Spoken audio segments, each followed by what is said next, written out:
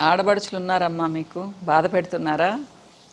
So కొంతమందికి చాలా కష్టంగా ఉంటుంది ఆడబడుచుల పేరెత్తితే. కానీ అందరు ఆడబడుచులు అలా ఉండరమ్మా. చాలా మంచిగా ఉంటారు కొంతమంది. కానీ కొంతమంది జలసీతో ఉంటారు. ఎక్స్పెక్టేషన్స్ చాలా ఎక్కువగా పెట్టుకొని ఉంటారు.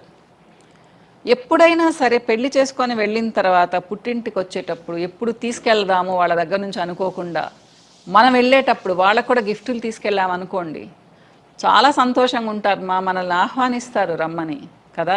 అమ్మాయిలంటే ఎప్పుడు ఏంటి పుట్టింటికి వచ్చి గిఫ్టులు తీసుకెళ్ళడమేనా, చీరలు తీసుకెళ్ళడం, నగలు తీసుకెళ్ళడమేనా? కాదమ్మా, మనం కూడా ఇవ్వచ్చు మన స్తోమత కొద్దీ. ఇలా ఉన్నాము అంటే ఆడబడుచులు అంటే నెగిటివిటీ పోతుందమ్మా. మనమే తీసుకొస్తూ ఉంటాం. ఎన్ని సీరియల్స్లో ఎన్ని సినిమాలలో ఆడబడుచులను వేరేగా చూపిస్తారు. నాకు భలే కష్టంగా ఉంటుంది.